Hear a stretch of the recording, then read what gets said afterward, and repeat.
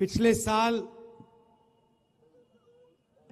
कन्याकुमारी से कश्मीर तक हम भारत जोड़ो यात्रा पे चले।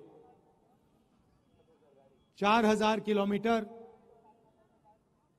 समुद्र से हिमालय तक ये यात्रा चली और बहुत सारे लोगों ने रास्ते पर हमें पूछा, इस यात्रा का लक्ष्य क्या है और इस यात्रा को आप पैदल क्यों कर रहे हो। तो हमने समझाया कि देश में आरएसएस की विचारधारा, बीजेपी की विचारधारा ने हिंसा और नफरत फैला रखी है। भाई भाई से लड़ रहा है, एक धर्म का व्यक्ति दूसरे धर्म के व्यक्ति से लड़ रहा है, भाषाओं के बीच में लड़ाई हो रही है, एक जात दूसरी जात से लड़ रही है। और हम चाहते थे जो ये मोहब्बत का देश है, इसमें फिर से जैसे मैंने कहा, नफरत के बाजार में मोहब्बत की दुकान खुलनी चाहिए।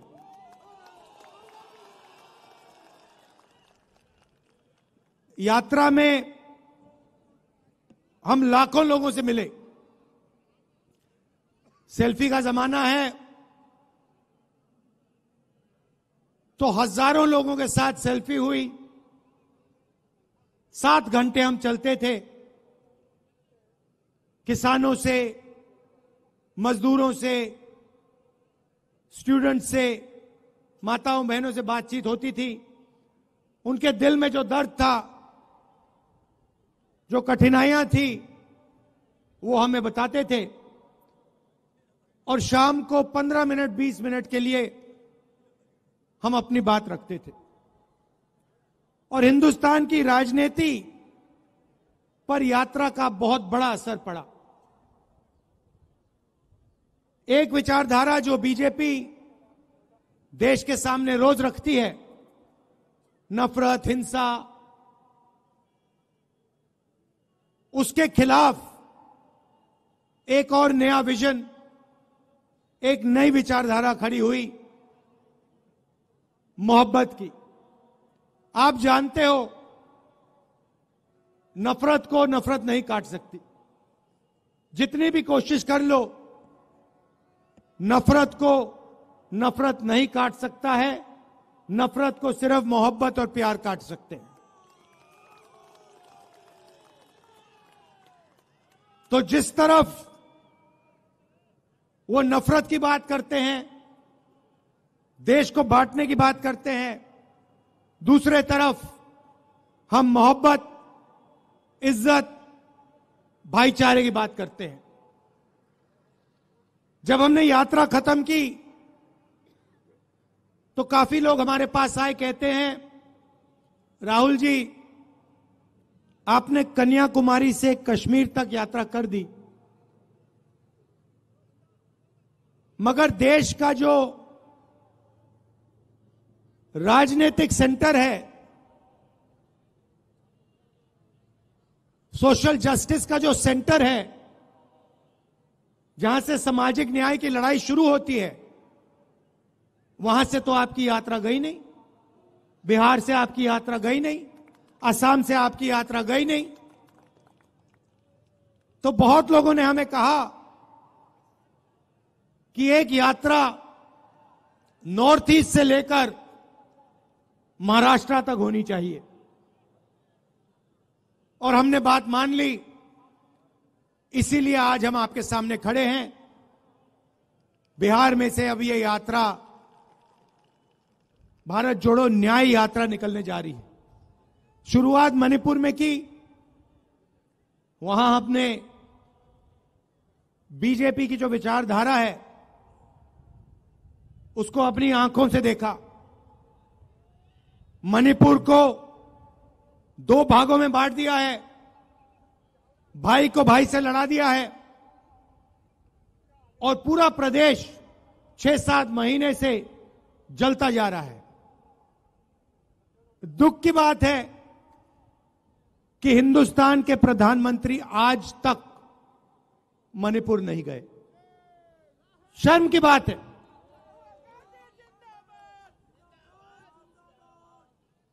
आज तक हिंदुस्तान के प्रधानमंत्री मणिपुर नहीं गए। मणिपुर जल रहा है,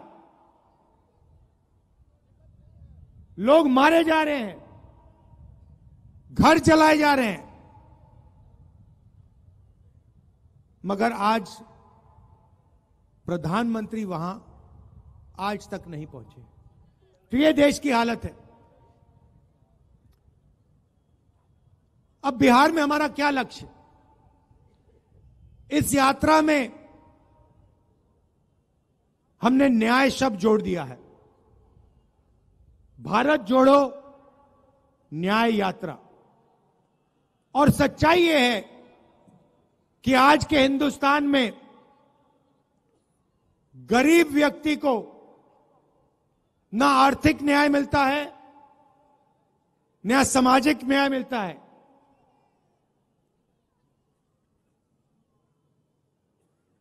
तो इसलिए हमने न्याय की बात जोड़ी है।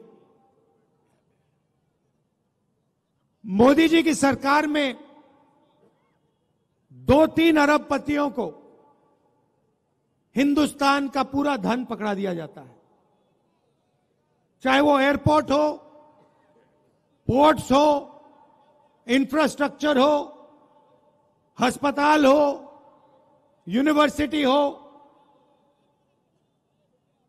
सारा का सारा 2-3 बड़े उद्योगपतियों को पकड़ा जाता है। मगर जो हाथ से काम करता है, मजदूरी करता है, जो किसान खेती करता है, उसकी सरकार मदद नहीं करती है। उसके लिए बैंक के दरवाजे बंद हैं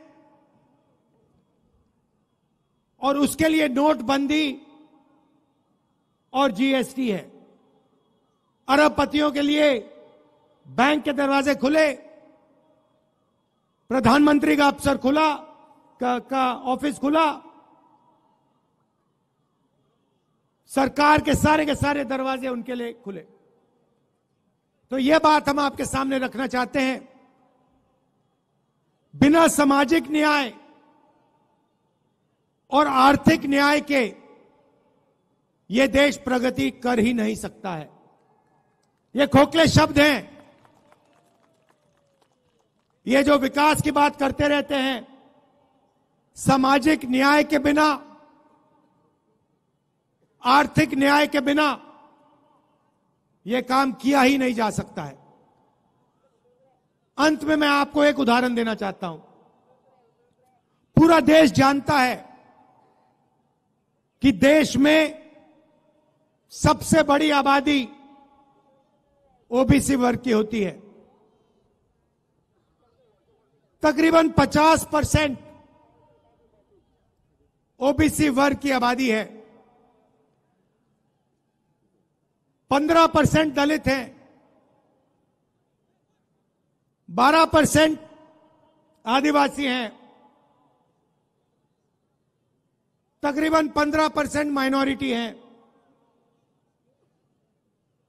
यह सच्चाई है देश की। यहां जो ओबीसी वर्ग के लोग बैठे हैं, मैं आपको बताना चाहता हूं कि हिंदुस्तान की सरकार को 90 आईएएस अफसर चलाते हैं। देश का पूरा बजट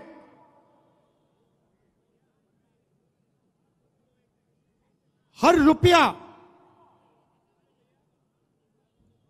ये लोग निर्णय लेते हैं। डिफेंस में कितना पैसा जाएगा, स्वास्थ्य में कितना जाएगा, किसानों को कितना मिलेगा, ये 90 अफसर ये सारे के सारे निर्णय लेते हैं। इनके बिना बजट का 1 रुपया नहीं बांटा जा सकता। और मैं बिहार के ओबीसी से कहना चाहता हूं, पिछड़े वर्ग के लोगों से कहना चाहता हूं इन 90 अफसरों में से ओबीसी वर्ग के सिर्फ 3 हैं। और अगर बजट में 100 रुपए बांटा जाता है तो ओबीसी वर्ग के अफसर सिर्फ 5 रुपए बांटते हैं। यह सच्चाई है। और ये ओबीसी वर्ग के साथ हो रही है, दलित वर्ग के साथ हो रही है, आदिवासी वर्ग के साथ हो रही है। इसलिए हमने सामाजिक न्याय का सबसे क्रांतिकारी काम करने का निर्णय ले लिया है। भाइयों और बहनों, इस देश को पता लग जाना चाहिए कि इस देश में ओबीसी कितने हैं, दलित कितने हैं, आदिवासी कितने हैं, जनरल कितने हैं। उस काम को करने के लिए जाति जनगणना की जरूरत है। जाति जनगणना एक क्रांतिकारी कदम है।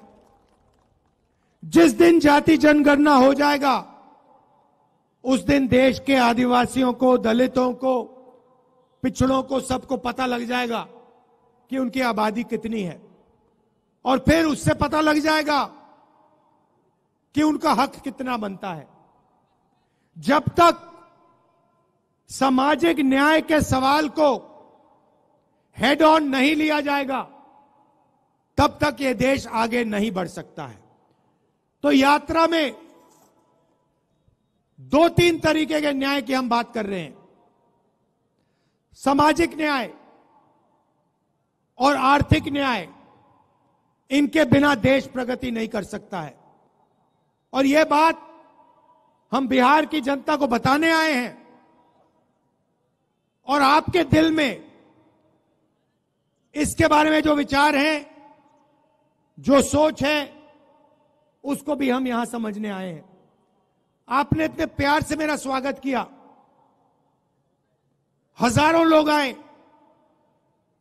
आपने अपनी पूरी शक्ति,